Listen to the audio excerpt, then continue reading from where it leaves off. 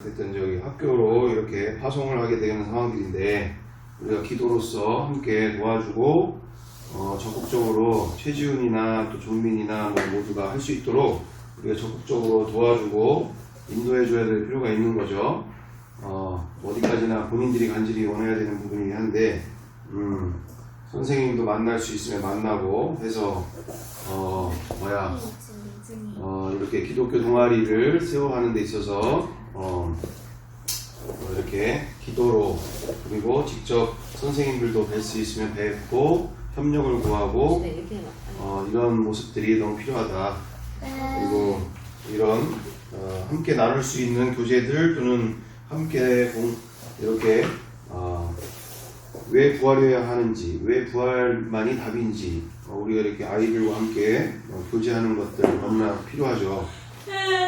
자, 그래서 오늘 이 시간, 지난 시간에 우리가 보다시피 우리가 지난 시간에 우리가 보는 것처럼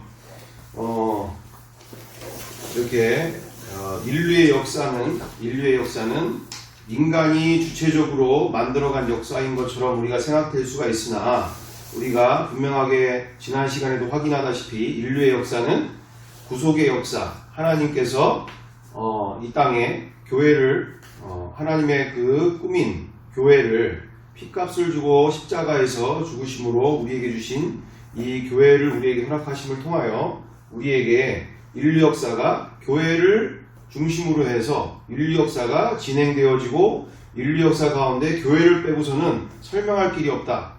그리고 교회의 그 시작과 출발 그리고 교회의 과정들의 모든 구속의 역사 가운데 인류 역사의 중심을 허리를 담당하고 있는 이 교회사 가운데 이 교회가 왜 생겼느냐라고 얘기할 때는 다른 답이 없는 거죠. 어떻게 유대교에서 1600년 동안 그렇게 율법에 갇혀있던 그 유대교에서 정말 잠에서 깨어나서 잠에 다시 들 때까지 오직 율법으로 인해서 먹고 입는 것부터 시작하여 행동하는 모든 것까지 율법적인 삶으로 이렇게 살던 그들 앞에서 어떻게 예수님을 주로 하나님으로 믿는 일들이 벌어지게 되느냐, 그리고 교회가 시작이 되어지느냐, 이것은 부활이 아니고서는 설명할 길이 없다. 그래서 인류 역사의 가장 커다란 구멍이 바로 예수님의 부활이 없는 것을 가지고는 교회사도 설명이 안 되고, 그리고 이 땅에 교회사도 설명이 안 되고, 그리고 제자들의 이 순교의 역사, 그리고 초대교회 순교의 역사, 초대교회의 역사들 또는 그 이후의 중세의 역사들, 이 모든 것들이 설명을 할 수가 없다라는 것이죠. 아예 구멍이 뻥 뚫려서 다른 것으로는 전혀 설명할 길이 없게 되어진다. 이처럼 인류 역사의 부활은 반드시 일어난 사건이고 인류 역사에 오직 하나님만이 이 인류 역사의 주인 되시고 하나님이 인류 역사의 구속사의 역사로 우리 가운데 함께하고 계신다 라는 것을 우리가 지난 시간에 함께 나눴습니다. 자, 그래서 지난 시간에 우리가 보다시피 두 번째 6페이지에 시대적 배경을 보게 되어질 때 우리가 이제 보다 더 분명하게 그때의 시대적인 배경을 우리가 한 번 더 읽어보면서 오늘 이렇게 그 다음 세 번째까지 우리 함께 나가면 좋겠는데 빠르게 우리 함께 나가보겠습니다. 자, 6페이지입니다. 6페이지. 시대적 배경이 그 당시가 어떤 시대적인 배경이었느냐, 이거를 기본적으로 알아야겠죠. 자, 예수님이 태어날 당시 유대 지방은 로마의 식민 통치 아래에 있었어요. 그리고 아우구스티누스 BC 63년부터 AD 14년까지 살았던 본명은 가이우스 옥타비우스, 로마의 초대 황제가 로마의 황제로 있었고, 또한 이렇게 그 이스라엘 땅은 총독을, 그러니까 말 그대로 구레뇨가 수리아의 총독으로 있었고요. 그 당시에 유대인의 그러니까 로마 황제가 직접 이스라엘을 통치할 수는 없는 거잖아요. 그죠? 로마 황제가 총독을 따로 임명해서 그 이스라엘의 로마의 집권을, 로마의 권세를 행할 수 있도록 총독을 두고 이제 총독으로부터 그 나라를 지배하는 상황들이 일어났는데, 그때의 책임자가 구레뇨가 수리아 총독으로 있었었고, 유대인의 왕이었던, 또 유대인의 또 왕이 있겠죠. 그 나라에 이스라엘 땅에 왕이 있었는데 그 왕이 누구냐? 헤롯. BC 73년서부터 BC 4년까지 유대인의 왕으로 제위 BC 37에서 BC 4년까지 구레뇨의 지시를 받고 있던 시기였다. 그러니까 헤롯 왕이 있었지만 헤롯 왕이 실세적인 권세를 갖고 있지 않고 누구의 통치를 받고 있었다? 구레뇨라고 하는 총독, 로마의 총독으로부터 지시를 받고 있었던 시기였고요. 마태복음 2장 1절에 나옵니다. 그리고 그 당시 우리나라는 삼국시대에 있었던 일이다. BC 57에서 AD 668년도였습니다. 아우구스는 BC 8년에 호정령을 내렸으며 이에 따라 예수의 부모도 그들의 고향인 베들레헴으로 가게 되었고, 이때 예수님이 탄생하게 되어집니다. 그래서 예수님이 탄생한 때가 언제냐? 누가복음 2장 1절에서 7절에 그때 가이사 아우구스도가 영을 내려 천하로 다 호적하라 하였으니 이 호적은 구레뇨가 수리아 총독이 되었을 때 처음 한 것이라. 모든 사람이 호적하러 각각 고향으로 돌아가매 요셉도 다윗의 집 족속이므로 갈릴리 나사렛 동네에서 유대를 향하여 베들레헴이라 하는 다윗의 동네로 그 약혼한 마리아와 함께 호적하러 올라가니 마리아가 이미 잉태하였더라. 거기 있을 그때 해산할 날이 차서 처자들을 낳아 강보로 싸서 구유에 누였으니 이는 여관에 있을 곳이 없음이러라. 아멘. 자, 이렇게 여관을 찾아서 그 호정령에 따라 자기의 본 고향으로 다 돌아가라. 거기서 이 본적이죠. 우리나라로 따지면 본적을 정하겠다. 그래서 다 뿔뿔이 흩어져 있는 그 사람들에게 다시 고향으로 돌아가서 본적을 찾아서 본적에서 등록을 해라. 본적으로 등록하지 않으면 이제는 이스라엘 백성으로 또는 로마의 지시를 받지 않는 범법자로서 이런 이제 규율을 만들어 가던 때였기 때문에 예수님도 그 당시에 이렇게 다른 곳에 계시다가 호정령에 따라서 이스라엘로 오신과 함께, 예루살렘으로 오신과 함께, 베들레헴으로 오신과 함께 이렇게 구유에 날 자리가 없어서 말 구유통에 예수님이 누이심과 되어지고 여관에 자리가 없어 어디요? 마구간에서 탄생하게 되어지시는 자리를 태어나시는 것을 우리가 확인하게 되어집니다. 그리고 아우구스의 양자 디베리오, 그 아우구스 황제의 양자로 디베리오가 이제 즉위를 하게 되어지는데 BC 42에서 AD 37년경에 로마 제2대 황제가 황제직이 11년이 되었을 때 예수님은 공생애를 시작하셨다. 공생애는 뭐예요? 예수님이 이제 30살이 넘어서 33세까지 약 3년 반 가까이를 이제 하나님의 역사, 아버지 하나님의 뜻 가운데 성자 하나님께서 이제 본격적으로 이 땅에 오신 목적을 이제 이루어 가시는 그 3년 반의 공생의 사역을 시작하시게 되어진 거죠. 그래서 예수님이 뭐 크게 엄청나게 몇십 년을 하신 게 아니라 단 몇 년? 3년 내지는 3년 반 안에 그 모든 것을 통하여서 2000년 역사 가운데 정말 수많은 예수님으로 말미암아 어마어마한 일들이 지금까지도 이루어져 가고 있는 상황인 거죠.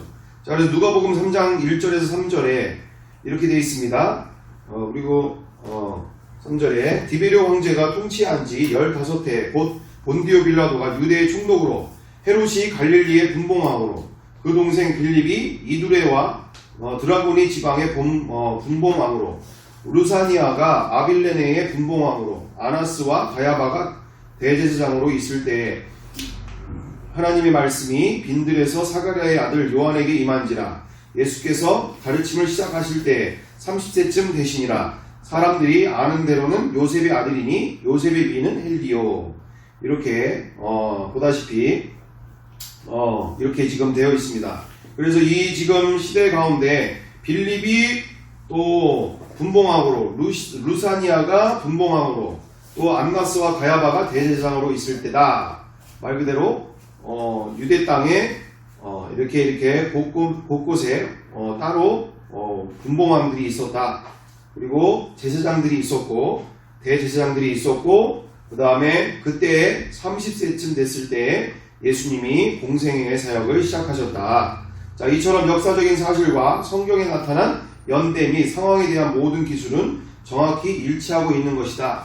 그래서 인류 역사와 따로 가는 것이 아니라 오히려 인류 역사 가운데서 찾지 못하던 그 역사의 흔적들을 오히려 성경에서 발견한다는 거죠. 그래서 오히려 성경이 인류 역사를 증명하는 데 있어서 아주 가장 기본이 되는 역사서다. 그래서 역사가들도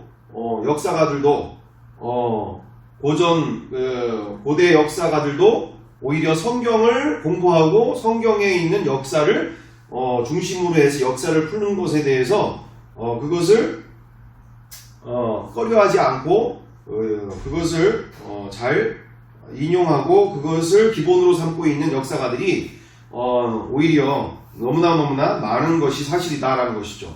따로 가고 있지 않다. 그래서 인류 역사와 성경의 역사를 따로 가고 있는 것이 아니라 오히려 많은 역사가들이 성경의 역사를 기본으로 가지고 가면서 나머지 고대 역사를 풀어나가는 일들을 보게 되어진다는 것이죠. 왜냐? 2000년이 지난 거예요. 2000년. 2000년이라는 시간 가운데 불과 100여 년 전의 사건도 우리가 증명해내는 것이 쉽지가 않은데 2000년 전의 역사를 무슨 수로 증명해내는 게 쉬운 일이냐? 쉽지 않다라는 거예요.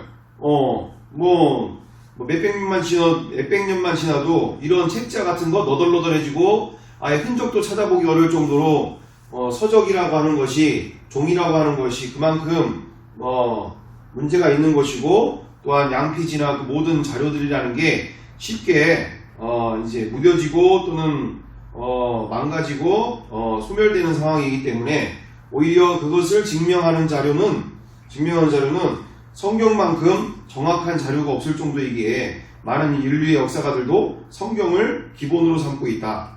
자, 그래서 세 번째, 우리가 출생과 생활을, 예수님의 출생과 생활을 우리가 보게 되어질 때, 첫째, 예수님은 유대의 왕이었던 다윗의 후손이라는 족보가 있었다. 그냥 어느 날 갑자기 뿅 하고 나타나신 게 아니라 성경의 예언대로 역대상 17장 말씀 그대로 다윗을 통하여 내가 너의 씨로 말미암아 나의 나라를 너를 통하여 만들겠다라는 이제 예언들을 통하여서, 그리고 그 전부터도 예언이 있지만 다윗 왕부터도 본격적으로 내가 너의 씨로 말미암아 나의 영원한 나라를 만들겠다라고 하는 그와 같은, 그리고 인자를 통하여서 그와 같은 영원한 나라를 너를 통하여 만들겠다고 하는 그와 같은 예언과 함께 모든 것이 족보의 수순대로, 혈통대로 마태복음 1장에도 분명 1장 1절에도 시작과 함께 분명히 나오듯이 뭐라고 나와 있어요? 아브라함과 다윗의 자손 예수 그리스도의 계보라.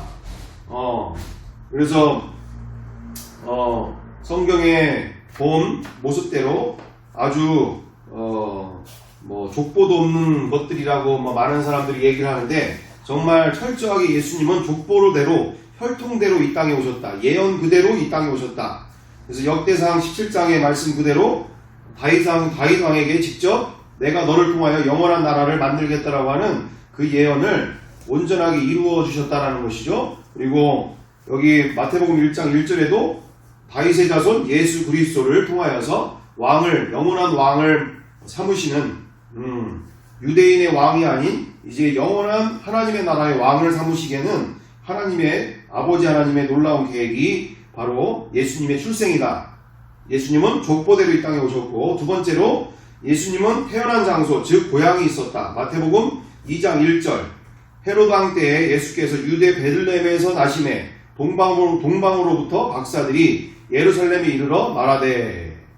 자, 그래서 너무나 우리가 예수님을 막연한 신화처럼 생각하는 일들이 심각한 맹신적인 믿음이 되어지는 거죠. 알아보지도 않고 확인해 본 적도 없이 그냥 덮어놓고 믿는 믿음 속에 누가 물어보면 대답도 못하는 너무나 안일한, 그리고 너무나 정말 샤머니즘과 같은 믿음. 샤머니즘 뭐예요? 어떤 신비로운 체험이나 경험과 같은 것을 통해서 예수님을 믿으려고 하는 이와 같은 샤머니즘적인 믿음이 아니라, 분명하게 예수님은 우리의 인류 역사에 하나님이 이 땅에 인간으로 오신 역사이며, 그리고 모든 인류가 역사 위에 세워진 이 분명한 믿음 가운데 흔들리지 않는 믿음을 갖기 원하신다. 자, 그래서 예수님의 태어난 장소 베들레헴, 유대 땅의 베들레헴으로부터, 그리고 고향을 두고 계신다. 그리고 세 번째 성장 과정이 있는데, 누가복음 2장 42절에 자, 예수 최지윤에게 이따가 다 물어볼 거예요. 요즘 핸드폰 갖고 뭐 하고 있는 거야 지금? 자, 2장 42절에, 누가복음 2장 42절에도 예수님의 성장 과정이 어떻대요? 읽어보겠습니다. 최지윤, 예수님의 성장 과정이 어떻대요? 헤롯 왕 때에 예수께서 유대 베들레헴에 나심에. 세 번째인데 거기 두 번째고 지금 읽은 거는. 예수께서 12살 되었을 때 그들이 이 절기에 관례를 따라 올라갔다가. 아멘. 자, 12살의 성장 과정들을 또한 기록해 놓으신 거 있죠? 그래서 12살에 이와 같은 절기를 따라서 성실하게 어릴 적에 유대의 법을 따라 율법에 따라서 이렇게 절기에 따라서 절기를 따라서 지내왔던 것을 우리가 보게 되어집니다. 자, 네 번째, 부모와 4명의 남동생과 여러 누이 등 가족이 있었고 직업을 갖고 있었다. 자, 그래서 마가복음 6장 3절 우리 사모님 읽어주세요. 이 사람이 마리아의 아들 목수가 아니냐, 야고보와 요셉과 유다와 시몬의 형제가 아니냐, 그 너희들이 우리와 함께 여기 있지 아니하냐 하고 예수를 배척한지라. 아멘. 자, 그렇습니다.